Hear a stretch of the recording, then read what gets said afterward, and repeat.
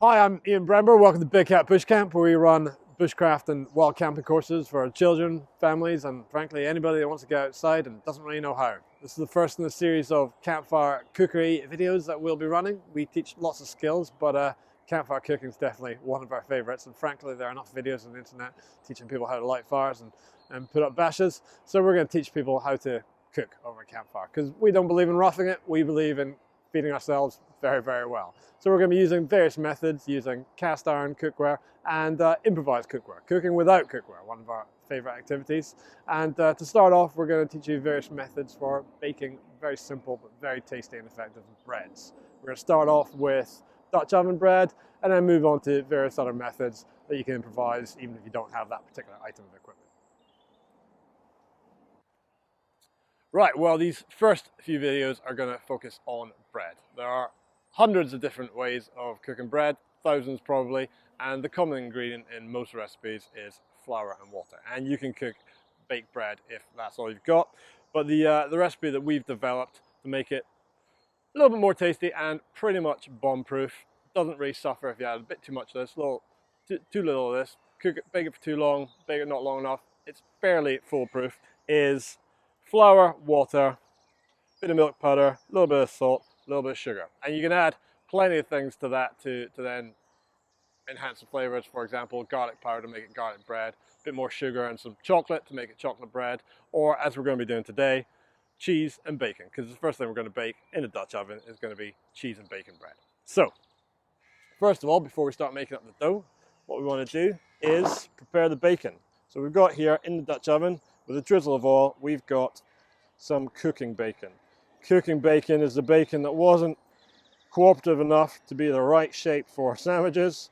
So it's big and chunky and ideal for this kind of thing. So what I'm doing is just using a pair of scissors, chopping it down pretty fine. So I'm then going to cook it up over the fire. So we're going to fold it into our dough. Right, so that's the bacon now chopped up in the pot, ready to go on the fire. You're going to see over the course of these various videos how useful and multi-purpose these Dutch ovens are. They can be used for baking. Right now it's going to be used as a cooking pot, and they can also be used as frying pans.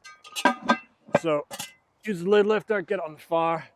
The three legs we've got underneath are going to make it pretty stable. So I'll just leave that to cook up, and now I'll start making up the dough.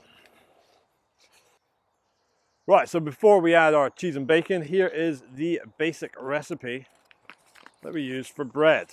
We're going to use self-raising flour, so we don't have to mess around with yeast and that kind of thing. Just makes it a little bit easier, one less thing to bring with you when you go out camping, and it's just quicker, frankly. So I'm going to go for 2 full cups, right to the top, of flour. It's not packed, so we're just eyeballing it for just now. We may need to add a little bit more later on. 2 cups to start with. Half a cup of dried milk. It's not essential. If you can't find it, it doesn't make a big difference, but it does make it just a little bit richer, a little bit tastier. So half a cup. In we go. Spoonful of sugar. Spoonful of salt. And the final ingredient for the basic recipe is cup of water. And you're going to want a spatula rather than kneading this by hand because it's going to be very sticky. It's a lot wetter than most bread doughs for the simple reason that the leavening agents in self-raising flour are not quite as strong as yeast. So if you leave it a little bit wetter, it's going to rise a bit better. Also means when it cools down, it's going to be lighter than it would be without, because if there weren't as much water, it'd be soda bread. Soda bread goes very hard when it gets cold. So it's going to look a little bit like cake batter. And you see now why you need a spatula and not your fingers. What you want to do is keep stirring it until it's become homogenized. You can't see any lumps of flour. So that'll probably take about 5 minutes. But before you get it totally homogenized, what we're going to want to do is mix in our other ingredients. So like I said, could be sugar, could be fruit, could be cinnamon, garlic, whatever you want, but today it's cheese and bacon. Bacon's still cooking up, so I'm going to add a little bit of cheese. Right, now all the cheese and bacon is mixed in, so we need to prepare it to go into the Dutch oven for baking. You can bake directly in a Dutch oven, however, a method that we've devised that makes it a little bit easier for beginners, for children, and a little bit harder to burn is to use 2 small cake tins. Very, very cheap, a couple of quid just for 2. We're going to use 1 to go upside down in the bottom of the Dutch oven to hold it off the base so it doesn't burn as easily, and this top one to hold it all together. So before we do that, we're going to get a little sprinkling of flour into the base of this, and we're going to put a dusting of flour onto the dough. The reason for this is it's very, very sticky at the moment. So if we dust the outside with flour, it's less likely to stick to the pan and less likely to burn. So a bit of a dusting and then scrape it together. And what we're aiming to do is to get it into a ball of dough that's dusted all around so it doesn't stick to the bowl and it just rolls right out. So now with a little bit of flour in my hands, I'm going to pat it down because I'm confident the top is not sticky. I'm going to flip it like so. And now I know it's not going to stick to the pan. Right, into the Dutch oven it goes. Obviously I've cleaned it since cooking the bacon. Shouldn't take very long. Just cast iron cleans up very quickly. Right, now over to the fire to bake it. We're not going to bake directly over flames like we did when we were cooking the bacon.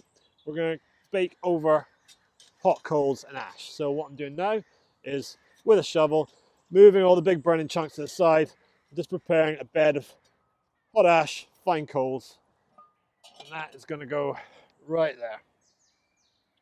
We need to make sure that this is baked all over, not just from beneath. So I'm going to use the shovel and the lid lifter to arrange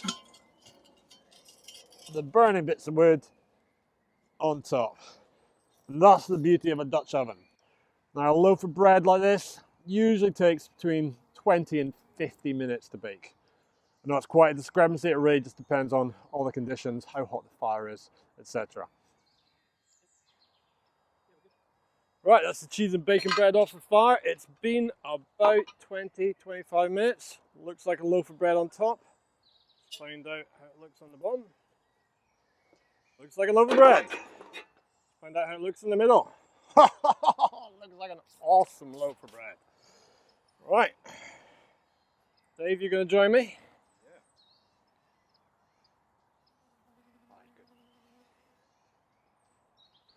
Dab of ketchup goes nicely with it. Breakfast of winners.